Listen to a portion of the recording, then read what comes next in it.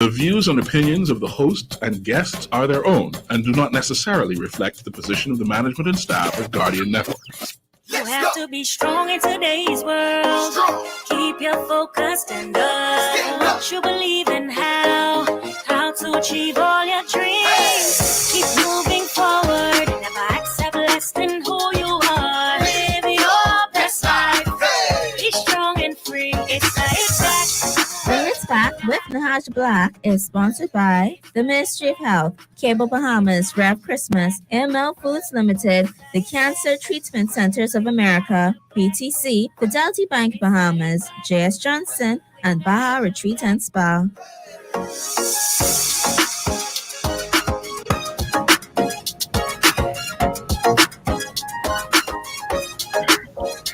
Good afternoon, Bahamas, and welcome to the Hit Back. I'm your host, Nahaja Black. It is a beautiful day here in the 242. I hope that you are doing well, taking care of yourself, and living your best life today. That is the continued hope for this and every day. Don't forget that you have to make it a point to progress in that day, even if it's mentally. You may not have progressed financially. You may not have progressed spiritually, but in your mind, let your mind shift before your body. Everything has to come because of your consciousness, because of your I am.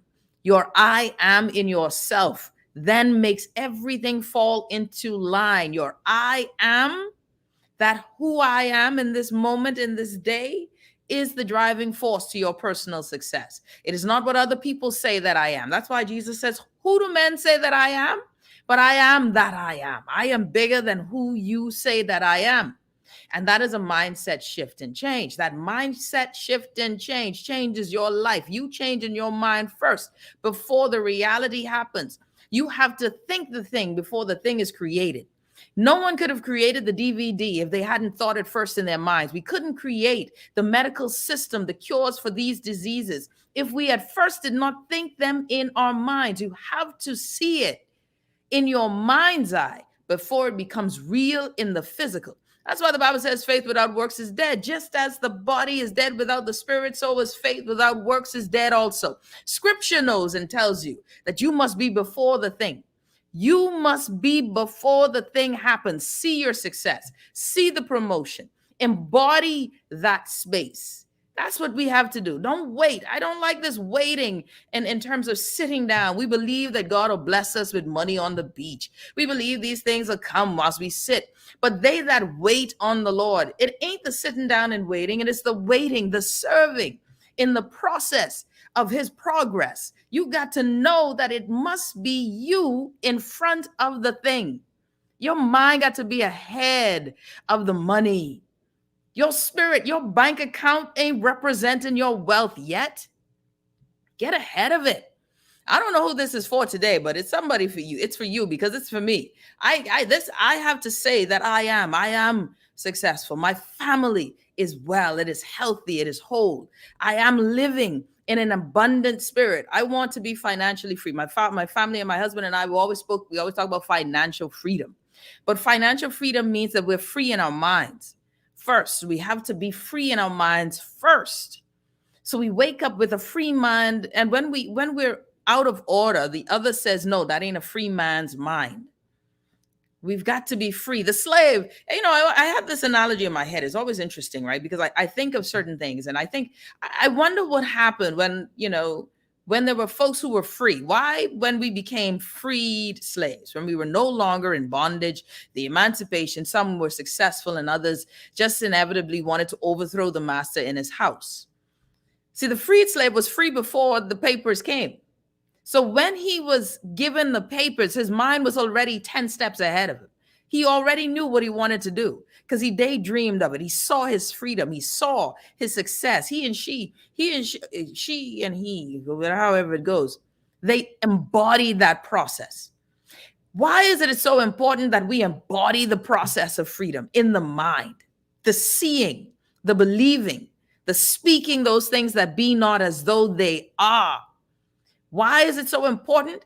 Because when you do it and I do it and our neighbor does it and then our child does it, we're changing the mindset of a people. That is the transformation we seek, Why is it important to transform yourself? To no longer be a victim? Because whilst you're a victim, that person who victimized you continues to have the power. You stay on your knees. But we must ascend. And to ascend means to rise up and take steps forward, take steps up, and never forget. Humility comes with this revelation. But it changes a people. And we are a people that go to church every day on Sunday, twice, 3 times a week. But we are a country racked in bondage. In bondage. Fear consumes us. The things we don't know, we are afraid of. We don't seek knowledge, wisdom, and understanding and allow wisdom to be the principal thing. We panic rather than pursue the exit strategy. And so this is why the mindset shift of we, the people, has to be an individual thing first. As an individual, shift yourself, then shift your family, meaning your children. They are your direct responsibility. If you're in ministry or leadership, shift the culture. But the first shift must come with us. It comes from within. That shift of being the I am in the moment, you've got to see your success. See your successful relationship. See your successful children. Be ahead. Let people think you're crazy. You can imagine Thomas Edison. You can imagine, Doris Johnson and all of the freedom fighters, Randolph Oaks. You can imagine their mindset. Those persons who were seeing their freedom, our change that's going to come. So if you're not there, get there. Don't complain. Don't wait for someone else to shift so you can be better off. That's why I tell you, when politicians and parties change, it don't change me none. Because I've been ahead of I'm always looking, not ahead. I don't toot my own horn like I'm so special.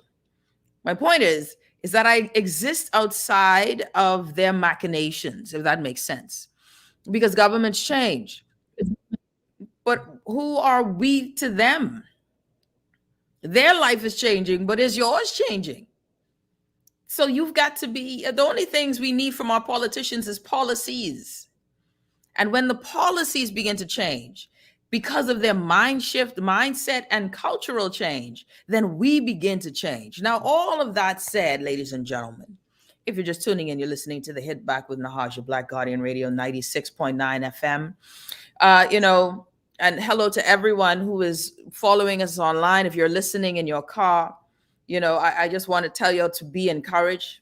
It is important that we get ourselves in a different space. Why am I on this tangent or this thinking today? Because, I've said it many times. One of the greatest challenges that we have in this country is education. Education is vital in any society. It is imperative to a people's success, right? And it is basic education, basic, fundamental literacy, numeracy. We need to be people that have basic education, but then we want to ascend as a nation. There's so many opportunities for us in education. Y'all don't understand when we're strategic, right? Just strategic building can transform this country fiscally, in my mind, in my mindset, right? Just even if you said, oh, listen, we've created a labor force that is trained in hospitality, not in ownership of hospitality, but trained in the labor of hospitality. The labor of hospitality doesn't require that you and I need to graduate magna cum, summa cum. No. And even at the top tier of management, the labor of hospitality finds a way to sideline and squeeze us out because the majority of our major resorts are foreign owned. And if you understand business culture, we tend to have this issue where we are upset with companies that come in and want their own people at the helm.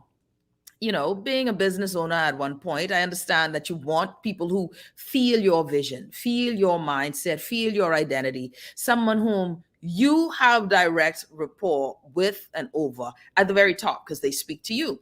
Then subsequently, the other tiers, you look for the best and brightest of them. Now, we do know that some tend to believe that we are a third world backward country. So what could we know more than a first world country? But we could take these people to school when it comes to, hospitality in terms of management, staffing, etc. We're pretty good at those things. We failed, though, and being the masters of those things and then the teachers, right? Because the master teaches. But I digress. I'm not even going there yet. My point in with this labor thing is that we have created a workforce that is customized for this market. Okay? Our labor force has not been elevated or finds the need for higher levels of learning, because as soon as I come out of high school, I can leave with a leaving certificate, but I can get a job as a busboy. I can get a job as a waiter or a waitress. I can do these things and not necessarily be the best counter, be the best reader. I can do these things. And how I know, I'm not telling you something I don't know. My mother left school at 14. My father, I think, a little later than she, but without high school, technically a full high school education, right? And they were successful. I had Loftus Roca, the former minister, I think the first minister of immigration of the Bahamas, circa 1973, right? Let's just circa, since, post 1973. And he shared something with me. He said one of the greatest faults or failings was that there was twofold. One, that we failed to make it known that every job is an honest living. So we found that people, when they got more educated, didn't want to be gardeners or landscapers. They didn't want to be garbage collectors. Hence the need for more foreign imports. They didn't want to do, farming, etc. Hence you could have all of these, foreign migrants or migrants coming in to do this low-level labor. So we changed the way we looked at labor, right? And then there was this other mindset or thing where he said or shared with me was that also what tourism did was change the labor force and the desire for education, right? Higher levels of education. Because now I can go ahead and get $400, $500, $600. And when season is good, that's one night's tip. So I don't need to go to college. I don't need to go to university. Hell, I barely need to finish school, right? So this is this conversation, how tourism has changed us, and we've created a market where you are trained. Let's go through the process of hiring, right? The process of hiring labor is that you go to this now farming sort of system, this farming system where everyone comes in. I heard the Bahamas has a very interesting system by which they hire people. And you go through this system where, you tell your talents, they ask you a few questions. But in essence, we're finding people to fit slots and roles. And then they get trained. And you are trained the way of the company. It is a system. You are a cog or peg in the system. When the numbers go down, you are removed from the system. If you are a high value asset, right? If you're a high cost asset, where you are an educated person making $60,000, $70,000 per year, maybe in management, if you're lucky, $80,000, $90,000 per year in management, you find that you're given more work because you're middle management, less perks or benefits, because they create that spirit or fear of scarcity. You want this job, then you're going to work twice or three times as hard, but we're still going to bring someone over you who you may have to train. And this is our tourism model. We're pegs, we're cogs in the wheel, and the labor force has been kept by and large relatively low. And then they still come in and take your tips or make you spread the tips. So you're not making anywhere as much as you used to make 20, 30, 40 years ago in the tourism industry, right? So all of these things have changed the way education is even viewed or seen, because I can get a job right away. I'm not telling you things I'm guessing. I have a wonderfully talented, beautiful niece who's going to be a teacher, came out of school and started working, right? And forgive me for all of the rights in between. This is my thought process. Started working and decided, listen, man, the $600 a week ain't bad. And so university got cut. Teaching got cut. She didn't see the pandemic coming. But at this point now, we're a parent and we need the job, and school is a distant story. And then, you learn later about seasons and how you work 4 days and 3 days. Education is valuable and fundamental. Valuable and fundamental, but we've only created a system or a set of systems with one grouping of people. We've created a niche. And I know I hear my producer saying it's time for break. We've created a niche market. Is there a way to create another niche market? We are in a crisis, and I'll tell you why. Also, I must apologize as we go to break.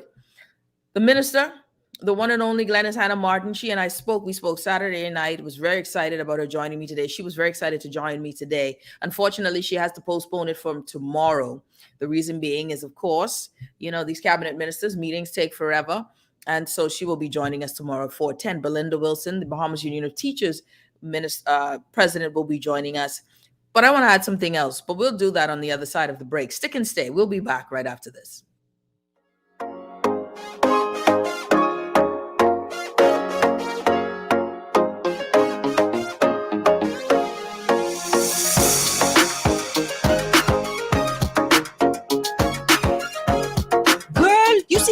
I look funny, all black up yesterday. But she say she bumped into a wall when she's running after the churn them. Yeah, but last Saturday, you see her arm was all black and blue, right? What you saying? You think something wrong between her and Jack? I ain't sure, but Jack is a jealous man. I hear him and Cora last Friday. I hear him say he hear Cora have eyes for Junior. Now you know that ain't true. Cora is a good woman. Does mind her business, take care of them churn, and go to church every Sunday. So what you think we should do? I think we should report Jack, Cora don't say nothing, but silence hides violence. And we don't want to line up in the cemetery. Not me. I ain't getting in nobody business. Then Jack come after me and I land up next to Cora. No, man, we could call a text Crime Stopper. And remember, we can even get some grocery money for our tip. Remind me again, how does this work? We can call them in Miami at 328-TIPS or 328-8477. Or when we in the island, call toll free at 300-TIPS or 300-8477. And if you don't have no minutes, use the Crack Crime Bahamas app and we could text them. And the messages get on mix up before it leave your phone so nobody can know what you saying. So what we waiting on then? Let's go earn some grocery money. You've heard about the 12 days of Christmas, but this year, Rev is giving you even more Christmas with 31 days of giveaways. Simply sign up or upgrade to Trio or pay your Rev bill in full. Then listen to yours truly, the Natural Empress, and Free Your Mind every weekday to find out if you've won prizes like 55-inch smart TVs and up to $20,000 in cold hard cash. Call 601-8992 today. Rev, you and us together. Do you want to travel this holiday season? Don't want to miss out on those doorbuster deals? Haven't gotten your COVID-19 vaccine yet? The Johnson & Johnson vaccine may be just what you need. It's one and done and fully vaccinated. For now, just one jab of this vaccine and 2 weeks later, you're fully vaccinated and ready to shop. This message has been brought to you by the Ministry of Health and this radio station. This is Guardian Radio, your station for up-to-the-minute news, intelligent, interactive, and engaging conversation. 96.9 FM. You have to be strong in today's world. Keep your focus and what you believe in, how to achieve all your dreams. Keep moving forward. Never accept less than who you are. Live your best life. Be strong and free. It's a hit back with the hash of black. It's a hit back with the hash of black. And we're back. You're listening to the Hit Back with Nahaja Black, Guardian Radio 96.9 FM. So the topic today, we're talking about education. We're talking about the need to change our mindset and shift. And I have to ask this question. But before I get to that question, I want to continue this train of thought. So we will be having, before I get to that train of thought, Belinda Wilson, Bahamas Union of Teachers president, will be joining us in about 10 minutes. And the Minister of Education, Glenys Hanna Martin, has sent her apologies today. She was to join us at the top of the show, but she will join us tomorrow, giving us more time at the top of the show. So she extends her apologies for missing it today. So we've created a niche market, right? And that's one of my concerns. We've created a niche market, but only in tourism and finance. Tourism and finance, offshore banking. Those are our two main niche markets. And we've seen in recent years, finance is being pressured. Finance is being strangled by external bodies, international bodies, the European Union. My God, even the Dutch, Denmark wanted to put a blacklist on us. We've got the UK overall wanting to have their resolve and restraints on us.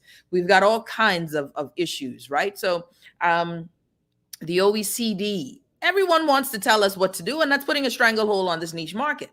And what we haven't done is adjust it. We haven't created a niche market with other levels of education. And note that finances is a is a more educated grouping of folks and specialized skill sets. But are they the only specialized skill sets that we can do? We could really transform this country just in education, just in niches. FTX company, a leading crypto exchange, has moved to the country. We aren't talking about fintech at all. Actually, the question is, can we discuss fintech? Right? What are our geopolitical advantages? What levels of certifications can we train our young people that is in high labor, high wage earning categories that we can niche, use our geolocation, our location, and niche this market or niche markets where we can get our kids quickly certified using BTVI or the NTA or the last few years of high school, give them some idea or some sense of purpose for the next 4, 5, 6 years after high school.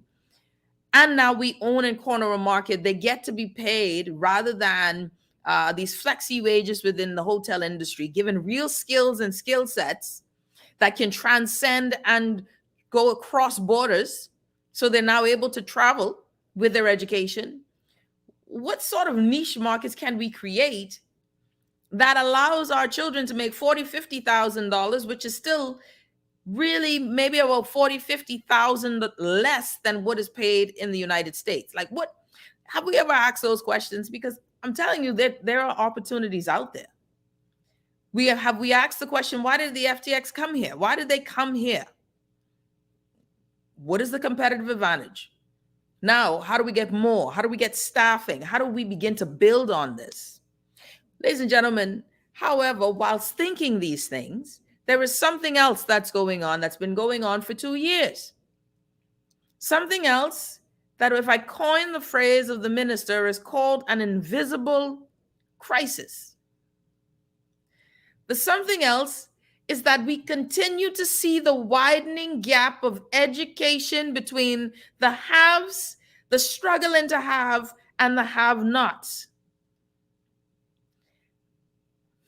Why this bothers me so is because I am a product of public education. Very proud of it.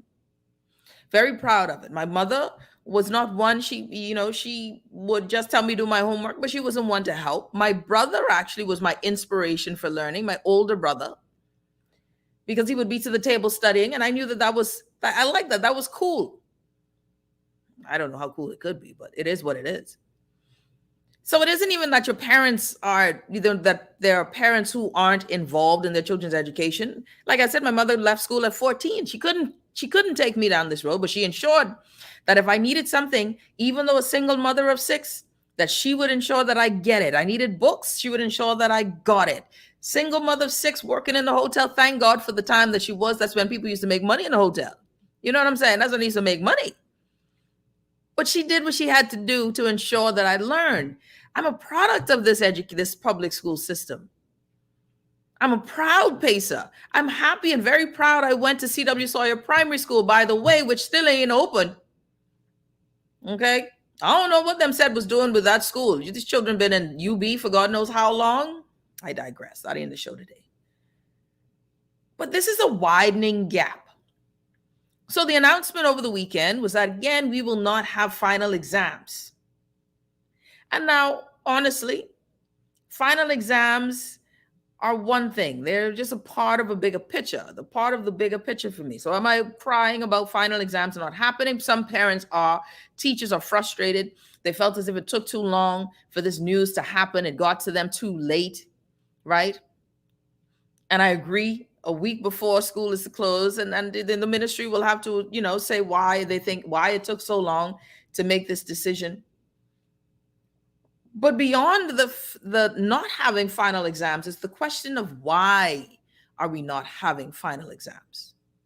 I tell you, I was told that, Nahaja, this is a national crisis that no one is really talking about. And I can be honest with you and tell you that I am sitting in a seat of fortune or favor, or no, that's not the right word. With this regard, I'm not on the ground. My children have been in school, so I missed it. I wasn't, my ear wasn't to the ground with this. I would hear it, but I didn't get it, right? Because I'm still struggling myself every day, trying to make sure that the virtual is working and the hybrid is working, managing and juggling. But my kids are in school. There are thousands of children not in school. This is not their problem. It is our problem, a we problem. Because when we have already issues of unemployment, every year thousands of children are coming out of school with no employment. Worse now, we know that there has always been children coming out of school who are functionally still illiterate. We don't discuss that. Children who become adults who are frustrated because they're embarrassed, they can't read, they're embarrassed, they can't count. They've got jobs, been working for years, and they cannot function. We don't discuss this. But then we want to have this privileged conversation of crime. This privileged conversation of, look at these children always doing fool. This privileged conversation of why people don't control their children. But we're not starting at the bottom. So now the gap is widening. And this widening gap of those who have education and those who don't is setting a disservice for generations to come. What happens when you have a lack of education? Right? 10 consequences. I was online, I've been reading up, right? So the consequences of a lack of education. And I'll give you 5. They said the first one is poor health.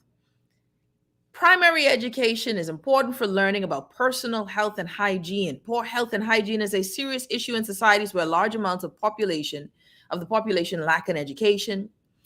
Important basic health that is taught at schools include pregnancy and prenatal care, basic hygiene, and sexual health. But we don't teach them. I don't even know what to say about us. Second one is a lack of a voice. It says people who are uneducated or undereducated do not have the skills or confidence to speak for themselves. Shorter lifespan.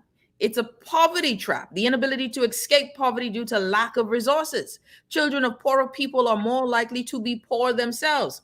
This is also known or often known as the intergenerational poverty trap. Unemployment. Everywhere in the world, jobs are given out to the most qualified people. Educational credentials are one major way in which employers choose between job applicants. If you don't have that high school diploma or university degree, chances are you'll drop to the bottom of the pile. That's obvious and given. This is a widening gap where this world is changing quickly. We had a governor general in Bloomberg Business Week and Forbes magazine talking about being a pioneer of a digital currency, moving from fiat. Yeah? Oh, well, actually, it is a fiat currency. Well, it's just a digital space. But this is not where we are. People are still struggling with digital wallets.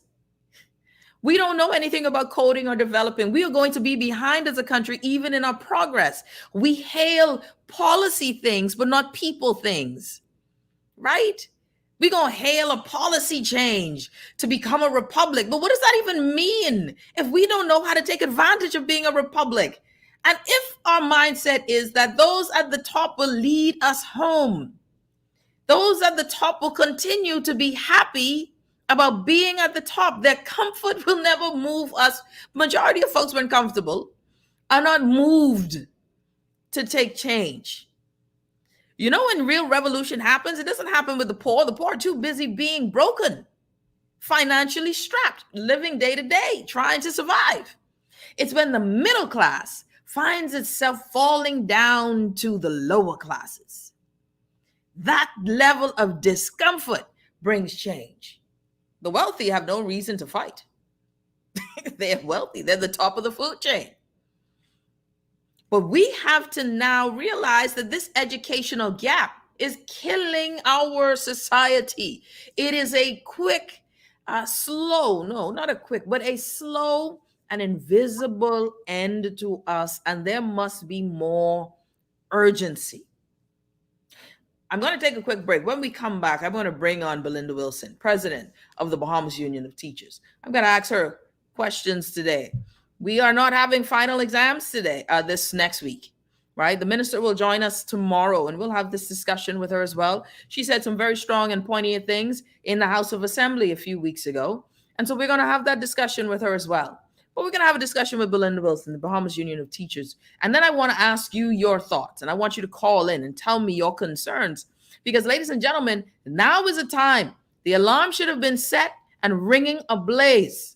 There should be no other major narrative other than how do we get our children not just back into school, but how do we catapult the Bahamas in a sphere of education that transcends us as a people? How do we become the I ams? You're listening to The Hit Back with Nahaja Black. We'll be back right after this.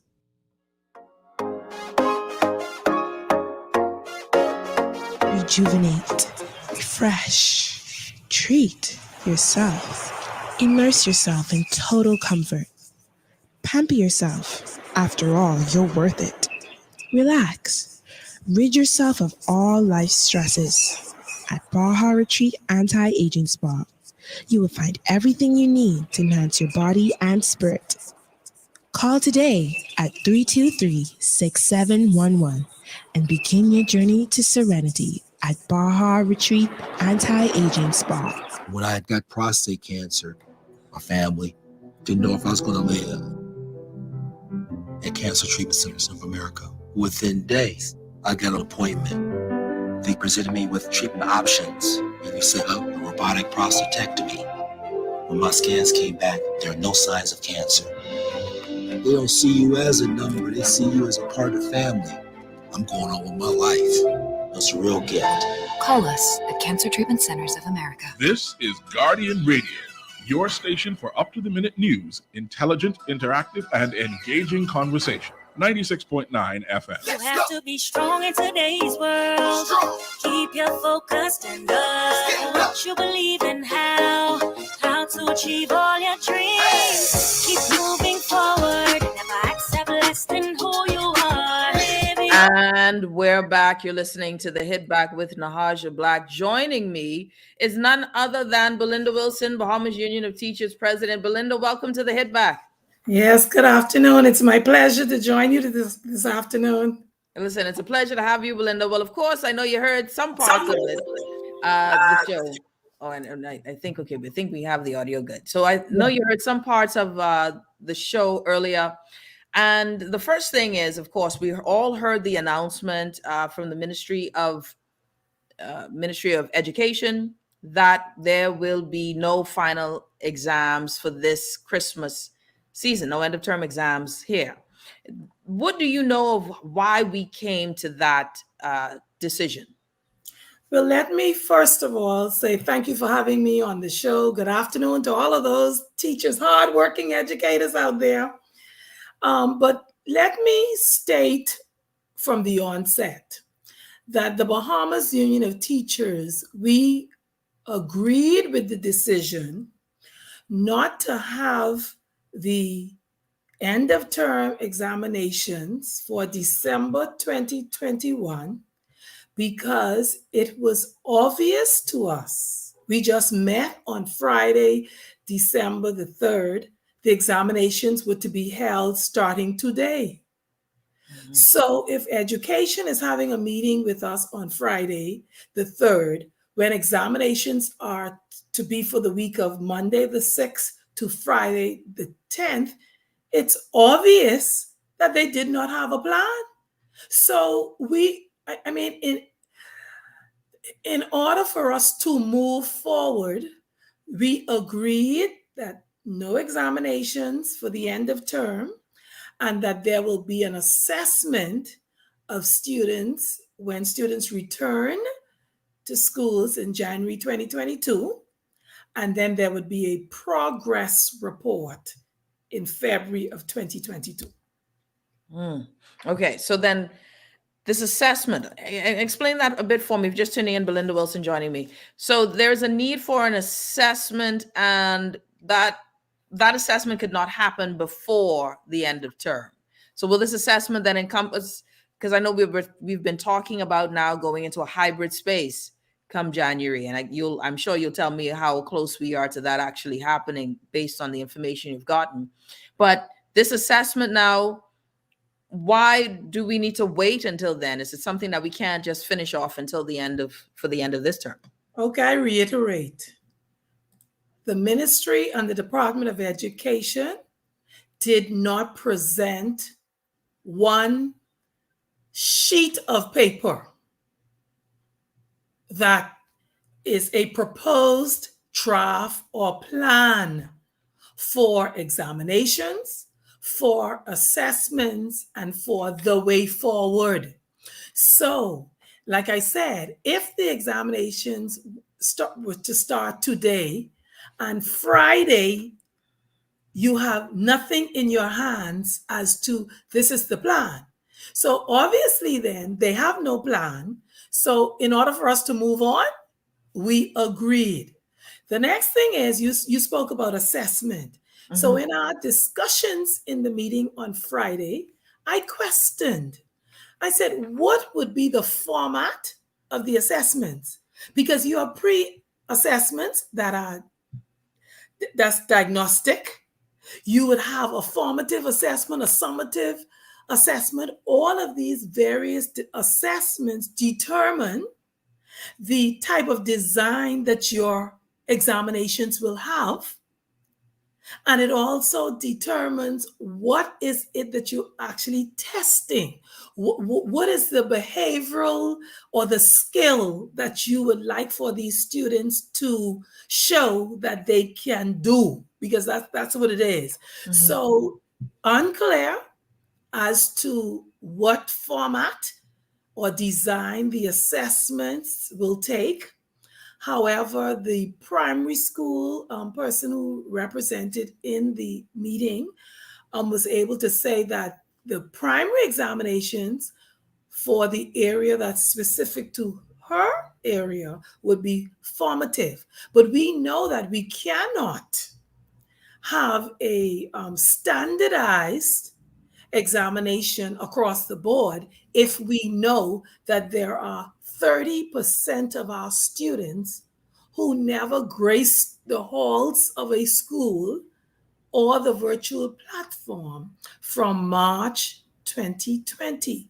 That equates to 14,400 students, our little darlings. And then education would have said that 80% of the teachers logged on to their so-called LMS.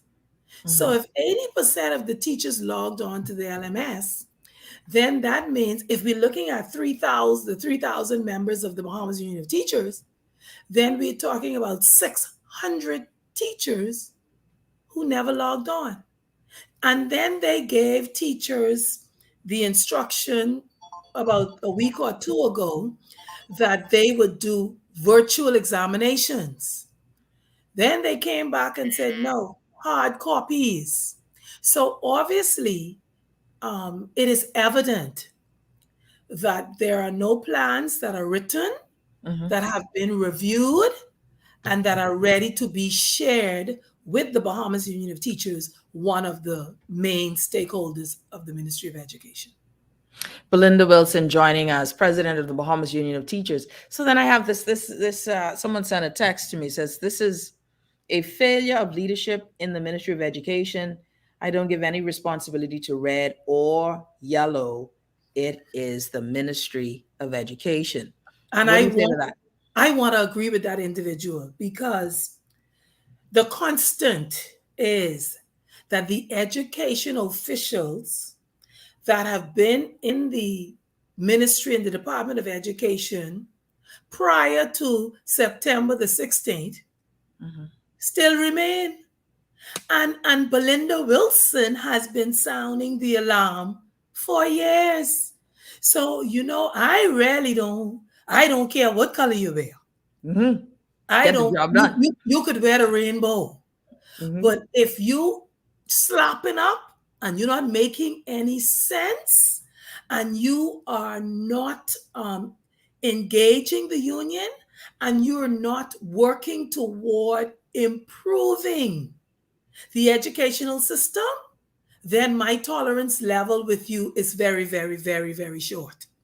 And so the same people that we've been having the same problems with exist. So no matter how many meetings, and I said it to them in the meeting on Friday, we have meetings, we have discussions, we then give recommendations, and more often than not, the recommendations are ignored. But these are sound, concrete recommendations that can assist with getting our children to school, ensuring that they're in a safe environment, knowing that our teachers are aware of what the plans are, what are the clear and concise instructions, how do we operate in this COVID environment.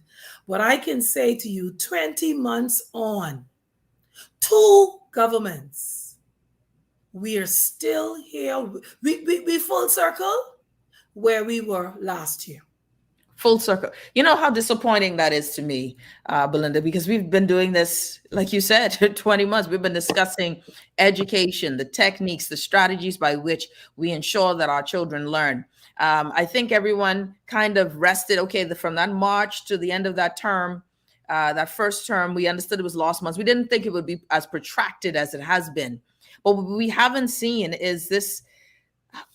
No, let me stop. Let me ask you this, Belinda. Before we go to break, let me ask you this. Are we in an educational crisis?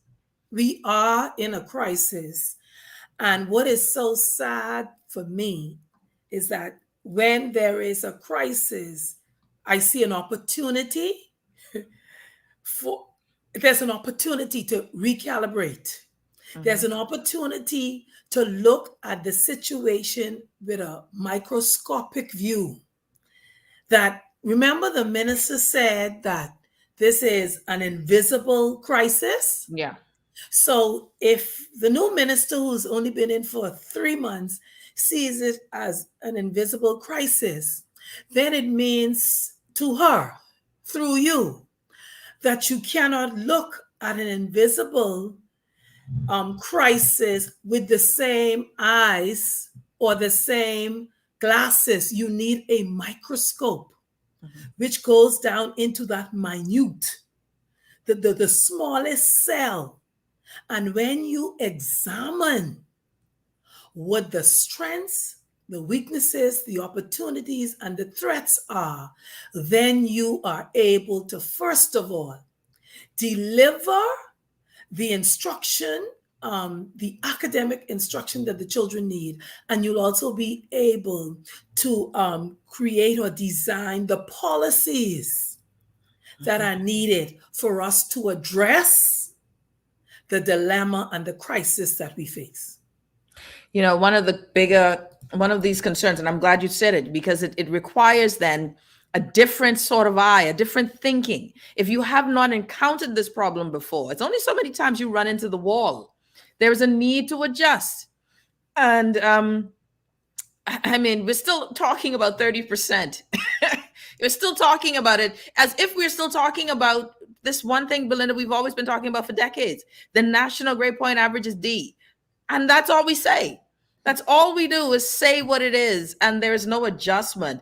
But now we're talking about generations of children who is not just, it's not just coming into the workforce and not having a job, but we're talking about effectively seeing children who might have to repeat. So 2-3 years taken off of their educational time. Or are we going to do social promotion? Are kids, who were on scholarship or on that scholarship track, how are they being affected with this whole thing? Let me say to you, I hear a lot of people pushing back about repeating a grade. Most of our students come out around age 16, 17. Persons, if you're going on a real job, they take you at 18 plus.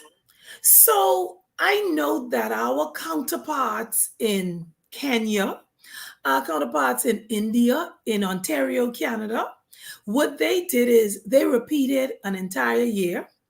They reduced their subjects that they were providing or teaching to the children. They synthesized their curriculum. So it means that, see, the curriculum is not made to put you in a straitjacket. It's a guide. And so if you're driving down the road and you realize, hold on, there's a roadblock, you have to turn around. You have to navigate. You have to go to another road. It might take you a longer route, but you will get where you're going. So unless and until we get a written plan from the ministry and the Department of Education, and let me rest this at the feet of where it needs to be placed. And I'm not carrying any brief for the new minister. However, in my view, a new minister that walks into a new ministry, the ministry was functioning before she came, and the COVID challenges that we face in education, we were facing from before she came. So to me, the leadership in the ministry and the Department of Education should have handed the minister a written document. Madam, these are the challenges that we face. These are the statistics. We gathered this data. This is the survey we did. And we realized, okay, you know that education said publicly, and they said to us that 30% of the students did not have any type of instructional learning over the last 20 months. I cannot say to you as an educator and as the president leading a union of 3,000 plus members that the percentage out of that 30% was from preschool, from primary, from junior high, from senior high. So how do you plan? That's right. Let's go. We're going to take a break. Belinda Wilson joining us, Bahamas Union of Teachers president. The minister was to join us today. She said she'll join tomorrow due to a meeting that is extended through the time. And so we will have her on tomorrow as well. You're listening to The Hit Back. We will be back right after this.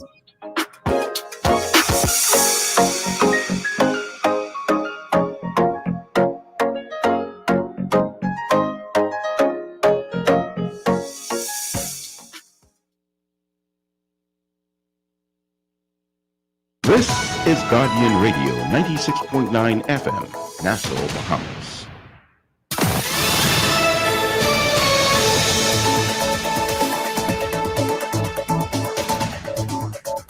Good afternoon. I'm Tashina Robinson with your Guardian Network News headlines at 5. Here's what's topping the news at this hour. Protect Our Island Fund demanding more answers from former Prime Minister Hubert Minnis when it comes to Royal Caribbean's Paradise Island Beach Club. The environmental advocacy group wants to know what access to the property did the Minis administration secure for tourism entrepreneurs such as straw market vendors, artisans, musicians, taxi cab drivers, and tour operators. In a press release issued today, Protect Our Island said Bahamians are far too often asked to put the environment at risk for the sake of the economy. Two newly renovated wards blessed and recommissioned today at the Princess Margaret Hospital. Revamping Male Surgical 1 and Medical Surgical East cost the government around $900,000. After a week-long court battle, the Supreme Court has ruled that the father of 4-year-old Bella Walker will execute her funeral arrangements. In his ruling, Supreme Court Justice Lauren Klein called the application and need to come to court distressing. Bella's maternal grandmother sought to oversee the burial of the child's remains. After a rough 20 months, the Island House projecting an 80% occupancy rate throughout this month and full occupancy into January. According to one of the owners of the hotel, Lauren Holoesco Perez, the property's membership program has also seen an explosion in growth due to the expat community. And with that, we wrap up your Guardian Network news headlines at 5. Thanks for tuning in. I'm Tashina Robinson. Stay tuned. AP News is up next.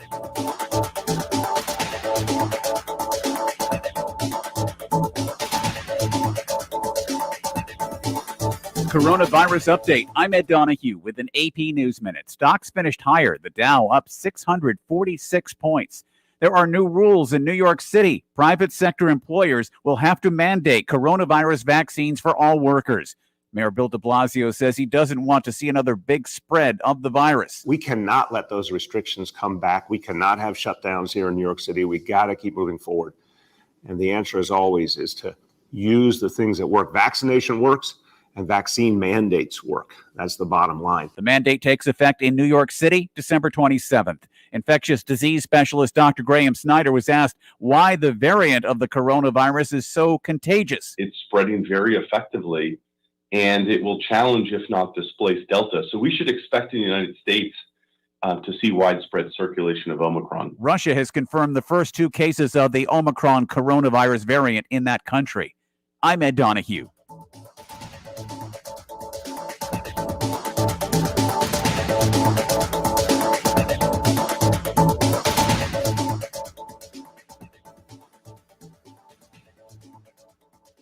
This is Guardian Radio, your station for up-to-the-minute news, intelligent, interactive, and engaging conversation. 96.9 FM. You have to be strong in today's world.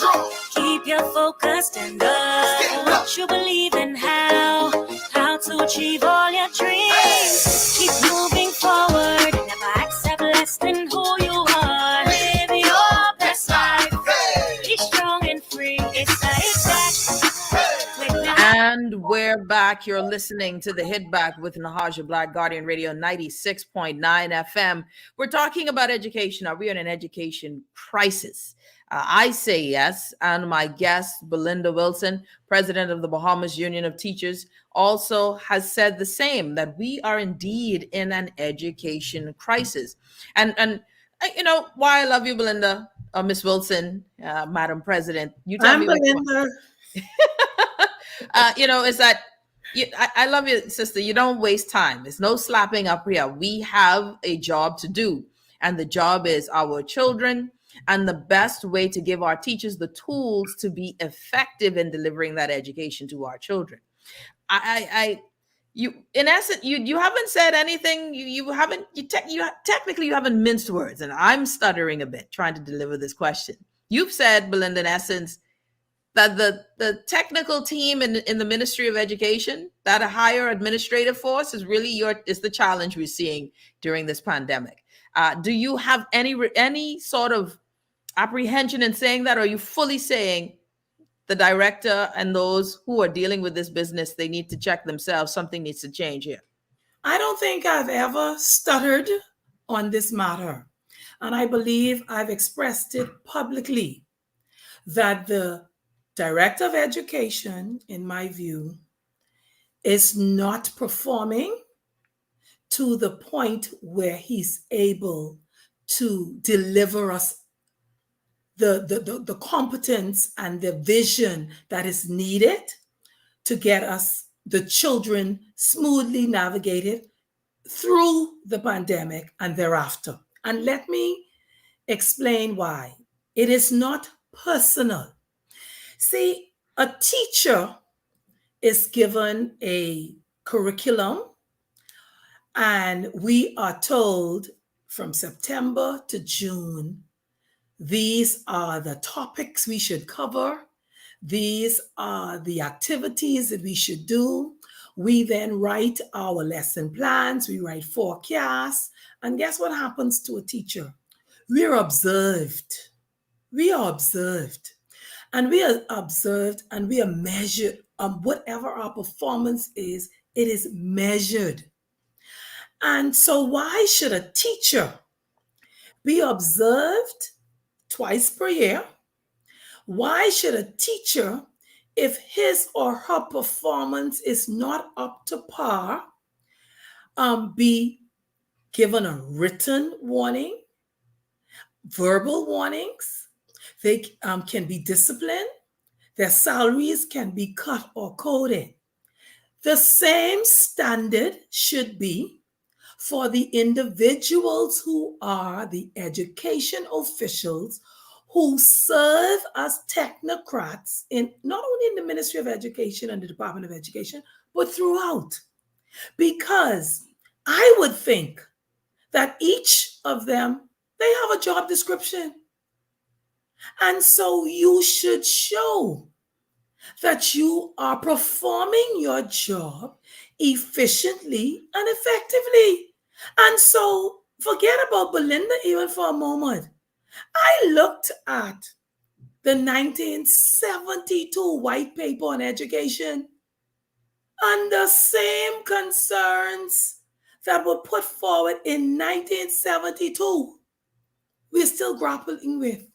Teacher shortages, shortage of furniture and desks for classrooms, teachers' professional development and training, communication with education officials, the national budget for education.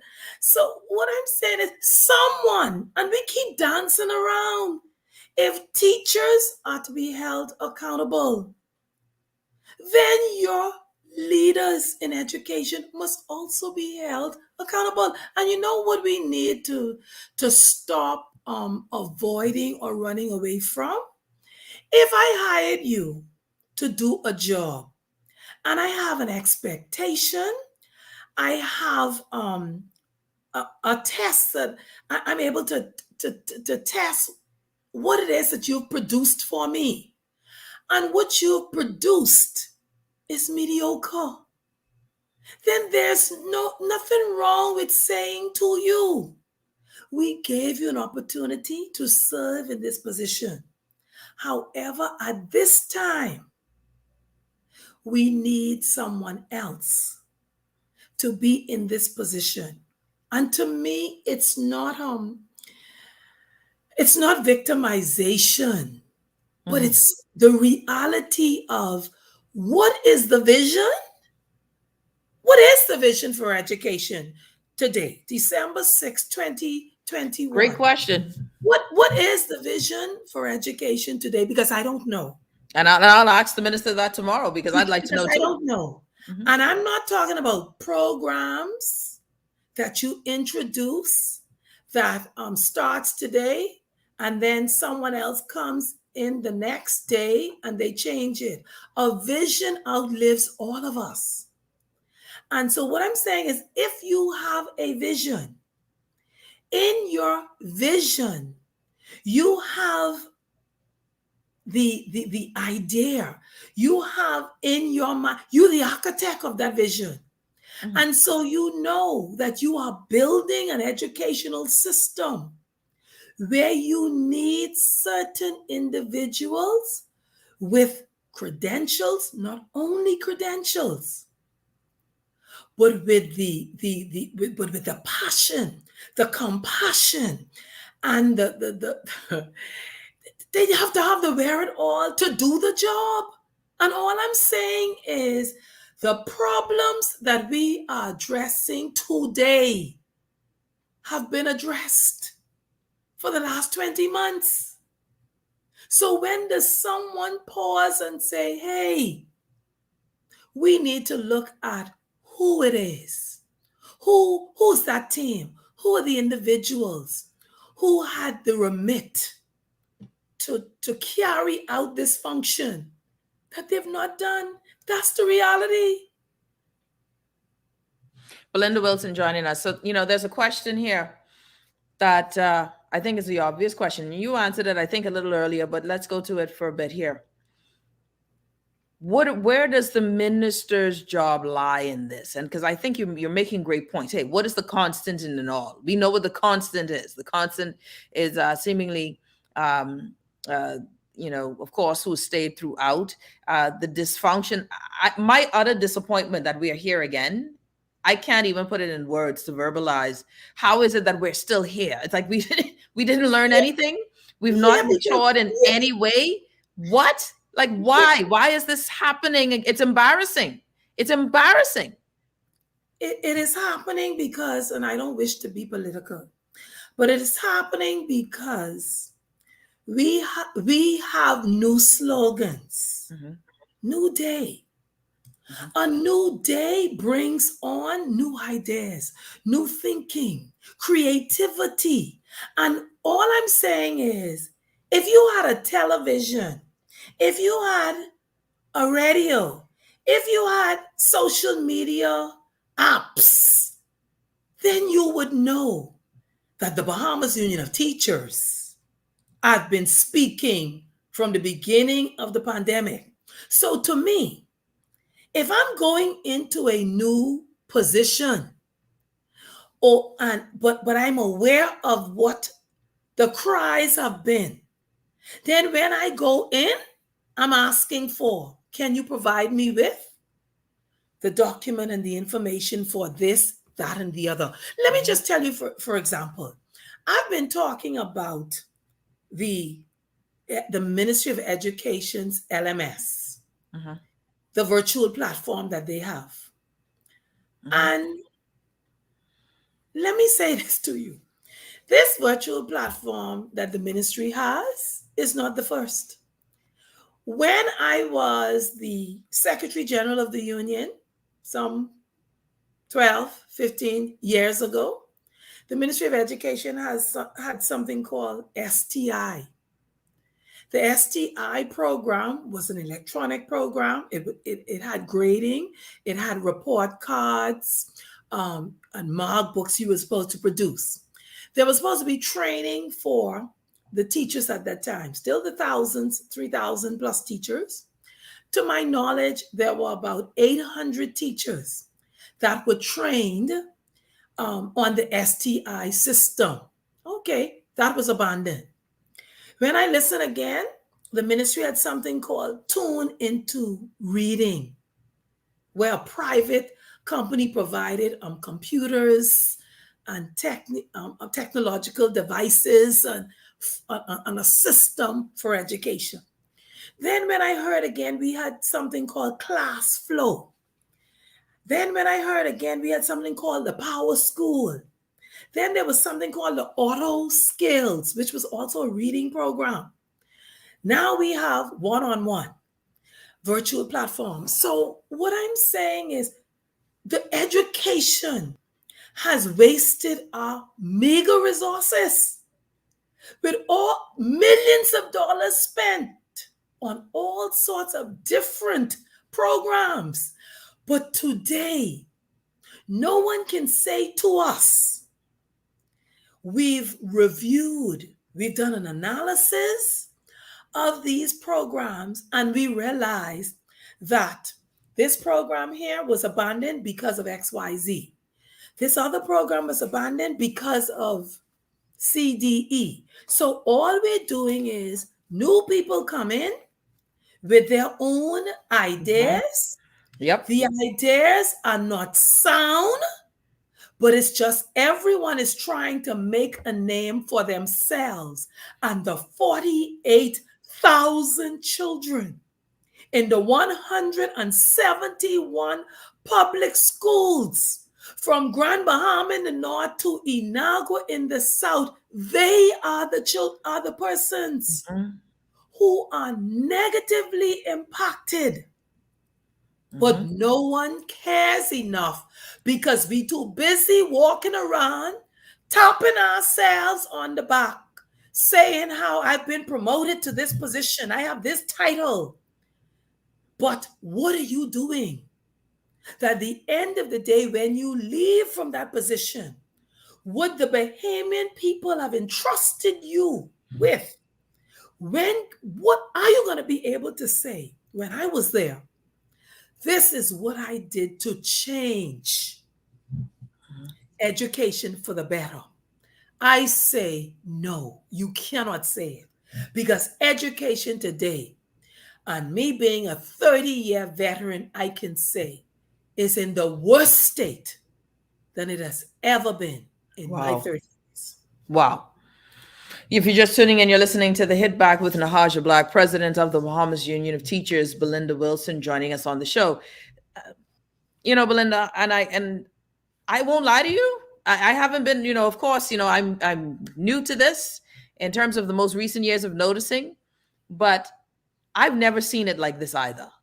I think the pandemic has revealed the truth, our lack of progress and organization, our inefficiencies, right? This pandemic has revealed us as a country, I believe. It has revealed where we are. I want to ask you this, though. Where do we go from here? We raggy Jeff Lloyd. We put him through the ringer, right? Now we have a new minister, right? Where do we go from here? What is expected of the new minister, or is it really minister deal with your ministry? Yes. We keep missing. The minister is your policy maker. So the policy that the minister would bring would be the vision from the cabinet colleagues and the leaders, the leadership of the country, the PLP government. This is where we would like to see education go. So once the technocrats guide the minister in the right direction, and the right direction is, first of all, being honest. You must be honest. And you must say to the minister, listen, we have a virtual platform. However, we met with the union's president. We had a 1-hour meeting with the union's president. She raised 31 agenda items about the challenges that teachers are facing trying to navigate this platform. So we looked at what it was that she presented to us. And based on that, ma'am, we think that these are the changes that should be made going forward. That's being honest. They should say to the minister, yes, the union president provided us a 52-page document that not only highlighted the concerns, but gave us recommendations, but we ignored it. So maybe we should pick that up and look at it, and let's have a meeting, a real meeting, not just to say that you met with the unions, but a meeting that will yield some benefits for the improvement of the system. Not just today, not just 5 years while whichever minister is in, but for the future, infinity going forward. So let me tell you what I want to leave the public with. Hold that thought. Let's take a break. Hold that thought. We got to take a break. When we come back, more with the BUT president, Madam Belinda Wilson. We'll be back right after this. Tired of banks forcing you to use technology to bank the way they want you to? Your convenience is important. So no matter what your banking needs, Commonwealth Bank's friendly staff are always available in branch for that personal one-on-one service. But when you choose technology, our online and mobile banking app offers you state-of-the-art functionality. The choice is yours. Commonwealth Bank. Bank the way you want. J.S. Johnson Insurance agents are the best. Reliable service, we've been on the scene, protecting since 1919. J.S. Johnson Insurance has the test. Always covering me. J.S. Johnson Insurance, peace of mind. Food security is a challenge for many. Now in a pandemic, many more are unsure of their next meal. Through their Feed 5,000 program and a $20,000 donation, AML is working to ensure that everyone has a meal for the holidays, and they're inviting you to help. Now until December 17th, visit any Solomon's, Costrite, Fresh Market, or Domino's in Nassau or Freeport, and Exuma Markets in Georgetown to donate and help feed a family in need this Christmas. No amount is too small. Remember, we're all in this together. You have to be strong in today's world. Keep your focus and up. You believe in how to achieve all your dreams. Keep moving forward. Never accept less than who you are. Live your best life. Be strong and free. It's the Hit Back with Natasha Black. It's the Hit Back. And we're back. You're listening to the Hit Back with Nahaja Black, Guardian Radio 96.9 FM. Joining me now again, my guest, Belinda Wilson, BUT president. Belinda, before we went to break, you were going to share some, your thoughts here. I'm going to give some recommendations, which I would have given in the meeting on Friday, and I'm open to give it. It's free. The recommendation, it's free, and they can take it or just ignore me as they usually do.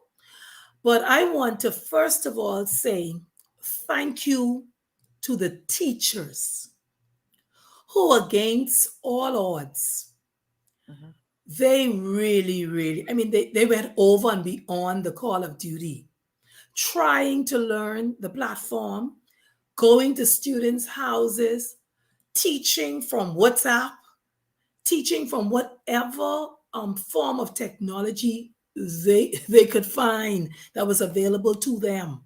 I really want to say thank you to them. And this pandemic has brought out for me that the teachers are the strength of the educational system. And as long as education personnel and the technocrats continue to make decisions and ignore the teachers who are the professionals, who are in the classroom every day with the children, as long as they continue to do that, we will not improve. But let me also say this too. I want to say thank you to the students, because there are some students who, against all odds, again, they were there. They were online. They called their teachers. They WhatsApp their teachers. Some of them came to school along with their parents to pick up the hard copy packages that teachers prepared for students. So I want to say thank you to them. And I don't want the educational system to only center around the 30% of students who did not log on or who did not enter a classroom. That's very important, and I'm going to get to that quickly. But I want us to also, I want education. I'm giving advice now. I want education to also look at an accelerated program for those high flyers, for those students who did not miss a class, for those students who completed the curriculum, for those students who did their projects, for those students who are preparing for BJC and BGCSE, because we have a great number of them. But I want to also recommend, as I did in the meeting on Friday, December the 3rd, that those students who never came to school, the Bahamas Union of Teachers, we're expecting tutoring for those students. We are expecting extra classes for those students. We are expecting for the Ministry of Education to restart the extended program. This extended program happens like 3 to 4, Monday to Friday. You can also have the tutoring, the extra classes, and the extended learning program. All of them can happen simultaneously. Because if you have the data, if you do the assessment, then you would know what skills the students are lacking, and you will be able to guide their to prepare and design their program specifically to meet that skill or that need. What we're also asking the ministry, what we recommended, is that the ministry look at what assessment are you going to accept. So is it just a written examination that children will have in January or February, or are you going to look at quizzes, in-class tests, homework? The other thing is, even if we have to look at an aggressive summer program, and we talk about paying the teachers, pay other educators, even if they have to come from the private system. Yep. And we're paying them for the summer and even weekend, Saturday classes. What is also important too, in order for this to be successful, when they have completed the assessments, are you going to group the children heterogeneously or homogeneously? Now, heterogeneous grouping means that you have all different ability levels in a class. So I just spoke about the high flyer. So are we going to go right back and put the high flyer in the class with the child when they've been to school one day? Or are we going to use this assessment to say that we are going to group them based on their ability levels, so that when the teachers are teaching, when they are getting the extra classes, the tutoring, or the extended program, it can be tailored toward the skills and the content that you want them to learn. Because if I'm an A and you have me in the class with an F student, then you have to even do a different strategic teaching for that, because you have to group them. You have to then give a different content to the A student versus the F student. That's the reality. What we also ask for the BUT is we ask for intervention. We have teachers at the primary level. We keep talking about students doing 11, 12, 13 subjects at the primary level. But the last man with a bunch of rhetoric say he was going to change that, he gone. So now we got a new woman. All right. So we're saying 13 classes at the primary school level, especially in this pandemic. Come on. So there's something called the integrated approach, where you can teach English language, but you can integrate your current events, history, mathematics, science in that English lesson. The primary school teachers, they know how to do that. They are generalists, which means that they've been trained in every subject. So they know how to integrate their lessons. We also need to ensure that there's an aggressive remedial program.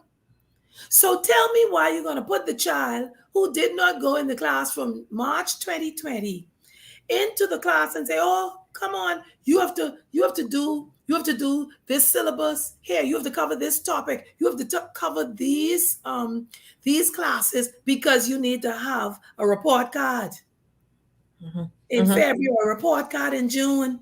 A report card is not important if everything on the report card is 00 FFF. So it would be better to say, you know what? Let's pause. Let's put them on the remedial track. And let's make sure that when we get them in January, if they cannot spell cat, But in March, they're able to spell cat. It means that they have improved. That's right. So we need to stop playing school and let's do school for real. Let me also say this quickly as we move along. There's also the part of health and safety. Now we await a meeting with the Ministry of Education and the Ministry of Health. So listen now. We want 3 feet distancing. The BUT, we have our own COVID-19 checklist. And we had that from last year. So our shop stewards go into school, they take the checklist, they meet with the principals, they walk the school campus to ensure that the school is clean, the environment is healthy for our teachers and students to return. So we're asking, we want to ensure that the classes are 3 feet, have 3 feet distancing. So if you're doing 3 feet distancing and you have 30 children in the class now, well, you know, if you're doing 3 feet distancing, you may only be able to have 15. Yeah, you're outside. So what they need to be doing in the Ministry of Education and the Department of Education now, other than cursing me under their breath, is to go out in the community and find out how many auditoriums, how many church halls they have available to them, and go and make arrangements so that the students will be able to return in a safe environment with social distancing. Because I let them know right now, I already told them, the teachers will not be entering any classroom with 30, 35, and 40 children jammed together. They had enough time to have a plan as to how we will return and how the social distancing will be. There must be markers in the school. There must be a sick bay in the school. There must be thermometers in the school to test the students' temperature. I'm happy that the New Day government said they're going to have free testing, and they're going to have the free testing piloted in January or the first quarter of 2022. But I'm saying to y'all, 171 schools from Grand Bahama to Inagua, that's the best place to pilot. That's right. That's right. With 3,000 plus teachers and 48,000 students, you have 55,000 individuals. If you include the custodial staff, the janitress, the security, the yard man. So we are the best grouping for you to pilot your free COVID testing with. So I'm asking publicly, because we look like we ain't get to the meeting yet, and it's almost Christmas. So I'm asking publicly to pilot the program with the schools. I like this idea. The government public schools. So we also, we want to make sure that there are health teams. We know, now I won't ask for a nurse to be in every school. We have 171 schools on 29 islands and keys. So I can't ask for a nurse to be in every school. But you know what we're asking for? We're asking for teams, the medical teams, the health teams. We need to know clearly who are the health teams, who are the leaders, what are the numbers that we have to contact if there's COVID positive cases or suspected cases in the school. So we're asking for signage, proper signage in the schools. And we want to make sure that water running in the schools so that the toilets could flush and the students could wash their hands. So a lot of times people say, oh, this Belinda Wilson again. Let me tell you something. Get used to hearing Belinda Wilson. Because the teachers, not you, the 3,000 members of the Bahamas Union of Teachers pay my salary. Not for me to sit and do what others do and be ineffective. They pay me to advocate on their behalf. They pay me so that when the shop stewards, the district stewards, the other executives of the Bahamas Union of Teachers who are throughout the country, when they contact me And they write me and they say, Madam President, this is a concern for us. They pay me to be their voice. And who don't want to hear me? It means one, you don't care about the nation's children. It means two, you may not have any children or family members in the public school system. But I am a product of the public school. I went to Woodcock Primary from grade 1 to 6. Blessings. I passed and the examination, and I went to St. John's College. Amen. Bless the Lord. But I'm a Ross Corner girl. Yes. From the heart of the ghetto. Don't call it no inner city. Call it what it is. The heart of the ghetto. And so I feel for the little darlings who have not had an opportunity to go to school, because I was one of them from Ross Corner, who had to walk across the King Street and cross the Hospital Lane to go to Woodcock Primary School. So you who living in an ivory tower and you don't want to hear my voice, cock up your ears, turn off your radio or TV, do whatever it is you wish. But as long as God gives me breath and I hold the position of president of the Bahamas Union of Teachers, they are paying my salary. They have expectations of me that I will perform my duties in an efficient and effective manner. So that means I write letters to the Prime Minister and to the Minister of Education. I write letters to the Public Service Commission. I write letters to other stakeholders. I go into meetings and I express myself just how I'm expressing myself now.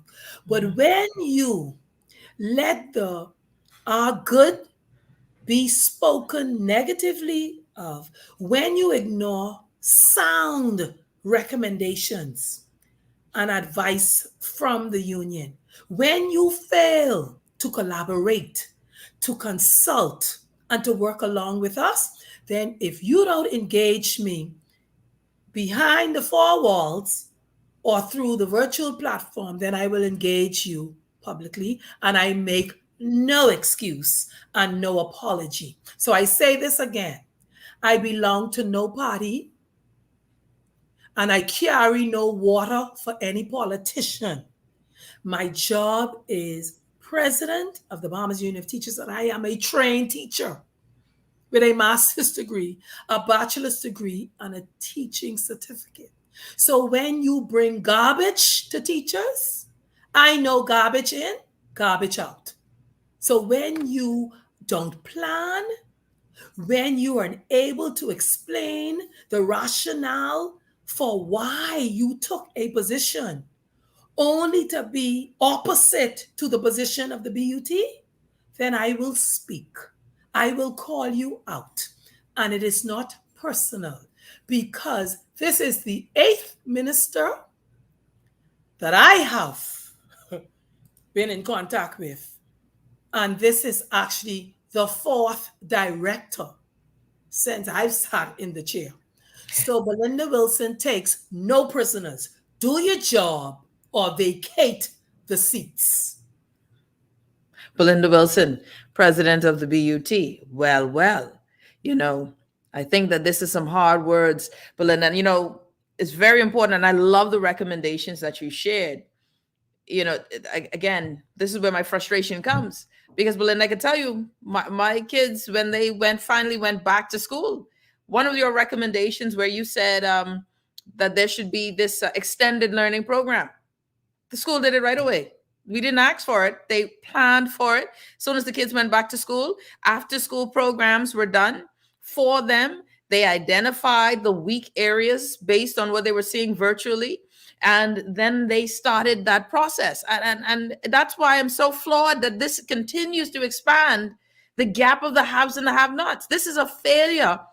I'm so disappointed that we're still here. I want to ask you this question before we go on.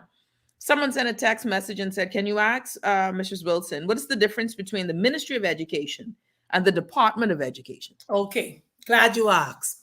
The Ministry of Education is headed by the permanent secretary. The permanent secretary has remit for the entire educational system. Hold on, Belinda, wait, hold on 1 second. My producer just told me a break, so we got to take a quick break and then you'll answer that Fine. on the other No side. problem. All right, you're listening to the Hit Back with Nahaja Black, Guardian Radio 96.9 FM. We'll be back right after this.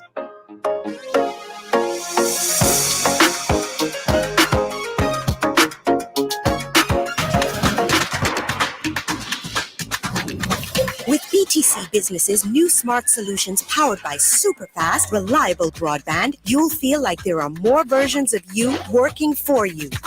From website design, development, and digital marketing to promote your business, 24/7 business class support to cloud solutions, security, and more. Multiply your growth today.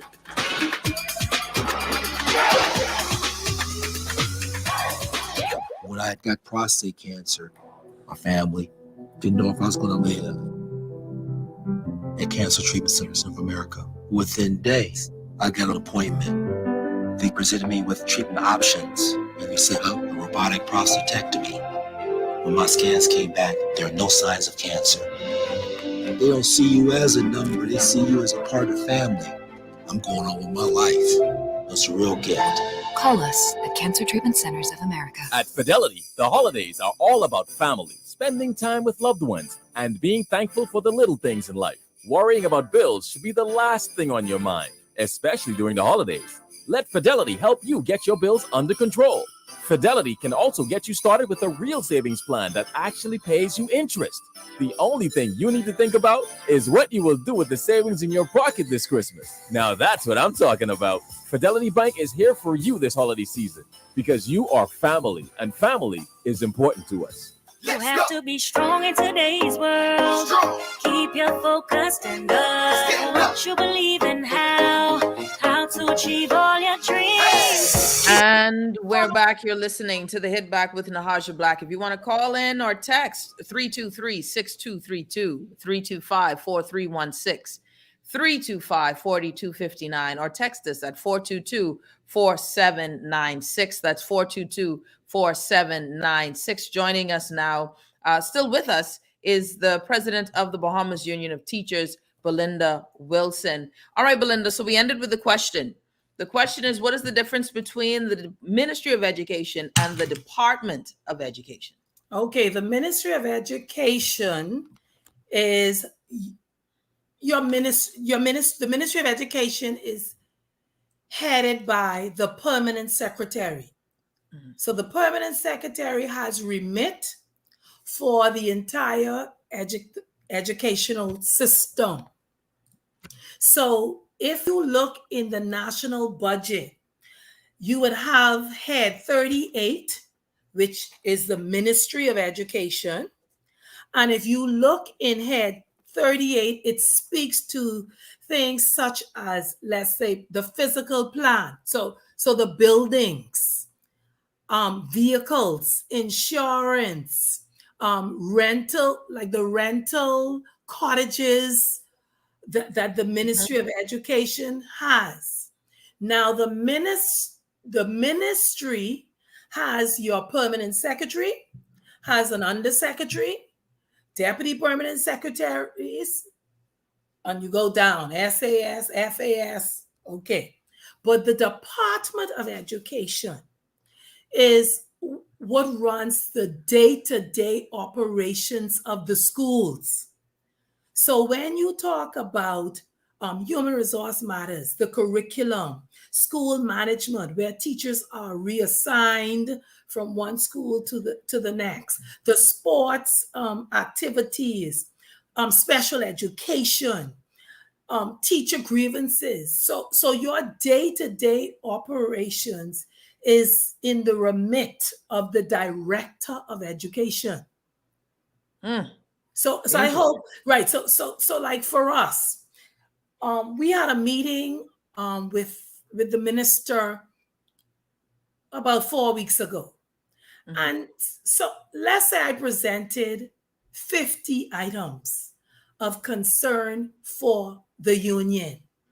At least 47 of them was the direct responsibility of the Director of Education. It's that relationship, Belinda, as we get to calls, is the relationship between yourself as the union president and the director. Is that relationship one that is reconcilable? Can we get stuff done in this relationship? Or is it to the place now where there is just too much friction? Is that perhaps why we aren't getting some of the concerns that the union has accomplished? Is there too much personal animosity here? Okay, I don't know why people take things personal, because for Belinda Wilson, I think they've called me everything other than a child of God. But I know who I am and whose I am. And I know even my detractors in the union, because I have some, if they give an idea that is workable or recommendation that we can use, we use it. So people talk about personal. I don't go to lunch with you.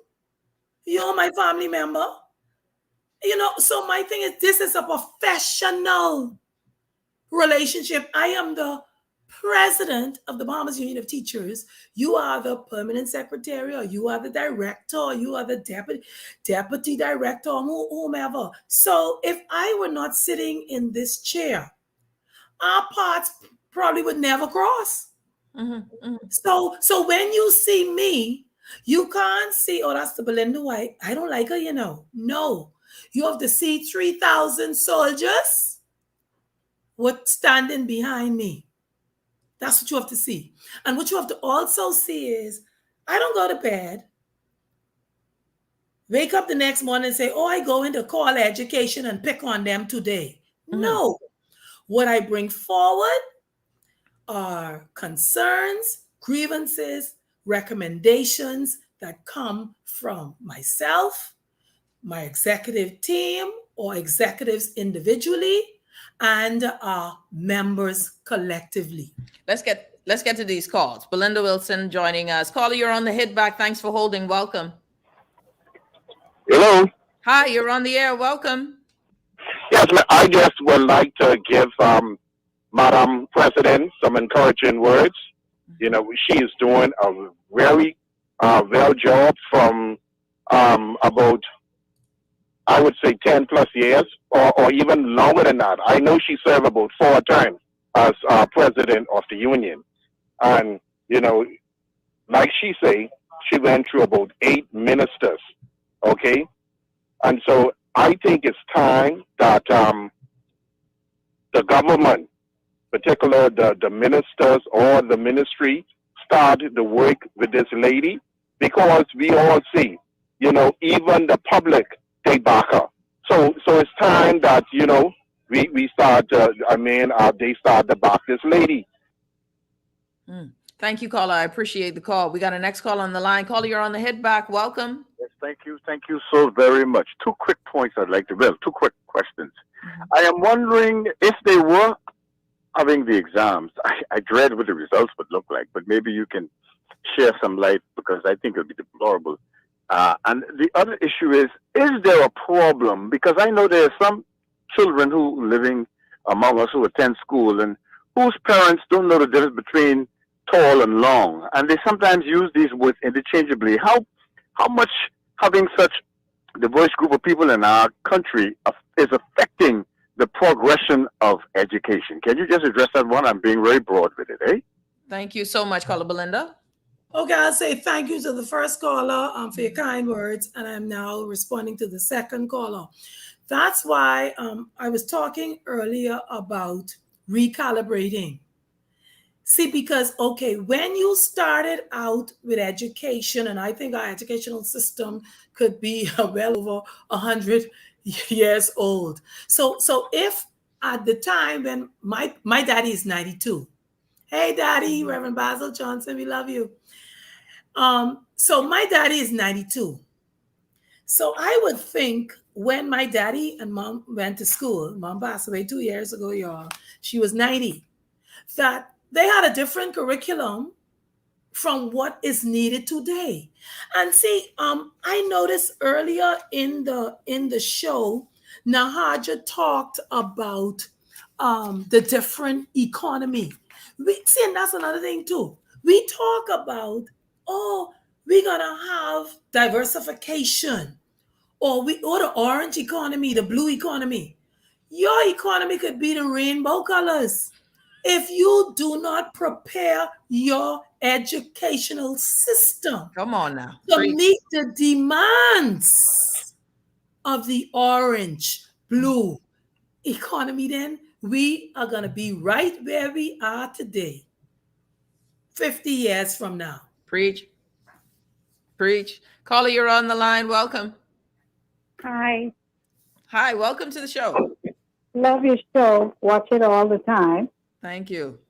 I totally agree 100% with Belinda Wilson regarding the accelerated and a remedial plan for students returning.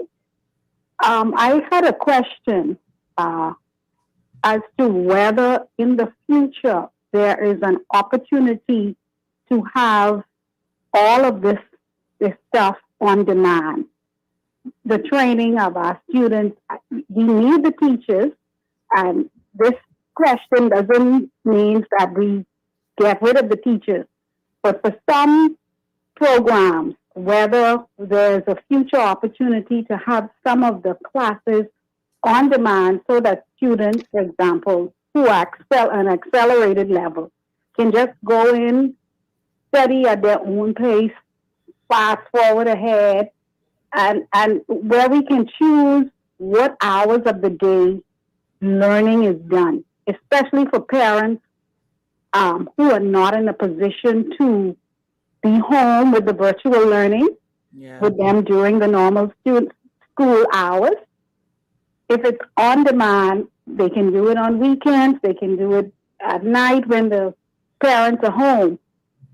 So that's my question, whether there's an opportunity for certain subjects or, the curriculum to be on demand. And I want to say this, great question, caller. I want you to keep that question too and ask that again tomorrow when we have the Minister of Education on, because I'd like to get her thoughts on that as well. But Belinda, your thoughts on that? Let me take a stab at that. Remember I said earlier about students who excel and who are A students. And I believe that we need to have I think there are a few of our students that do an advanced program with UB, but the parents speaking about having the program, the curriculum on demand, for me, you would think that is something that when we are touting, we have a virtual platform, we have virtual school. But if you can't get 100% of the teachers, you can't get 100% of the students on the virtual platform after 20 months, have anything on demand. and then see, the problem is the thinking. Okay, the thinking, I don't see any visionary thinking. I don't see any thinking out of the box. What I see is persons doing whatever enough to make it through, to say that I did my job today. But I don't see any visionary out of the box thinking.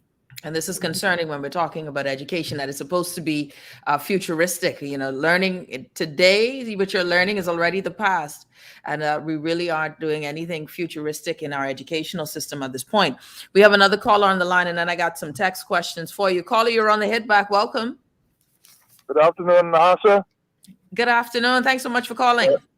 Right, and good afternoon to your guest, Ms. Wilson. Good afternoon, I caught the second half of his show, and I listened very attentively to what the president said, because I had that discussion with her in 2017.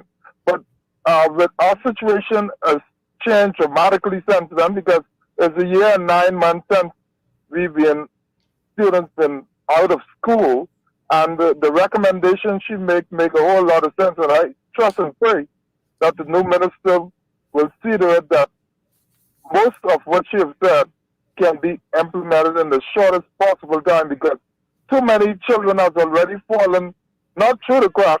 I don't know where to say that they are at this point, because a year and year and 9 months is really a long time, and catching up for 1 year and 9 months is a lot. When I understand that almost half of the students never even logged on, that is a matter of grave concern. The minister said it is a matter of urgency, and we need to do something quickly. Yes. Caller, thank you so much. Let's get to our last caller, and then I want to get to this text before the time runs out. Caller, you're on the Hit Back. Welcome. Yes, good evening, Hit Back, and Mrs. Belinda Wilson, how are you? I'm good, sir. Wonderful. You've always been a great woman of valor. But you said that the bureaucrats that are inside the ministry, they are not changing, and that's why policies doesn't change. It's just slogans that change. Jerome Fitzgerald couldn't get them out of there, and so does Jeff Lloyd. What's the difficulty? What's so difficult to get them out of there? Is it contracts or it is the will of the minister? Because Glenys Hanna Martin is a worker. She'll do anything to get the job done. So we expect her to get it done. Thank you for the question. They're not on contract. They are career civil servants, but it just takes someone to face the reality that this is not working. We need to try something else. So they need to have the gravitas to make the change. Yeah, I like that. The gravitas to make the change. Okay, we got one more. This is our final caller, Belinda. Let's get this final call. Caller, you're on the Hit Back. Welcome. Hello. Good afternoon. Welcome to the show. Good afternoon, Belinda. How are you? Good. How are you? I'm doing very well, thank you. But Nahash, I had to get into this conversation. Belinda, you and I don't always see eye to eye, but you're a wonderful person, and I must say, whenever there are grievances, you stand up for the teachers. But I want to say this: I believe that our problem in our educational system is we have too many personal agendas. We've had these children in the inner city, and this is the inner city, and like Belinda said, the ghetto. They are the children that I stand up for. When you have children without internet, without light, but yet still you bring them back to school and you're going to give them a test. What are you testing them on? I really believe that we need to revamp the educational curriculum. Again, a whole lot of things that we're teaching on the curriculum, I really don't see where and I'm a teacher by profession, I really don't see where it makes sense. Yeah, caller, thank you so much. And it's because we're running out of time, Belinda, but you know what? Here it is. It really, we've been calling and asking for curriculum revision now for years. Let me ask you this before you go. Someone asked this question. Jade asked a question. Can you ask Ms. Wilson if she thinks single-sex schools are better than co-ed schools? And what research do you have as a former teacher on that, if you do?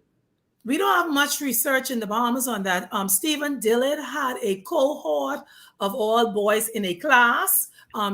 Travis Robinson is one of those students. I think it was maybe about 17 to 20 of them. I don't know what happened with the other students. So we don't have enough data or research to say whether, either way, whether it's better or worse. And we didn't even touch the surface of the and that's why we need to do it again. The BJC, the BGCSE. We got to do it again, Belinda. We got to do it again because this show isn't over. After the minister, I'm available. Good. All right. Belinda Wilson, president of the Bahamas Union of Teachers. You're listening to the Hit Back with Nahaja Black. Special thanks to Belinda Wilson. Tomorrow we will be hosting the Minister of Education. This conversation continues because our children's education is the most important thing. It is a national crisis, an invisible one that is very visible in the heart of our country and communities. We'll see you tomorrow. We're up.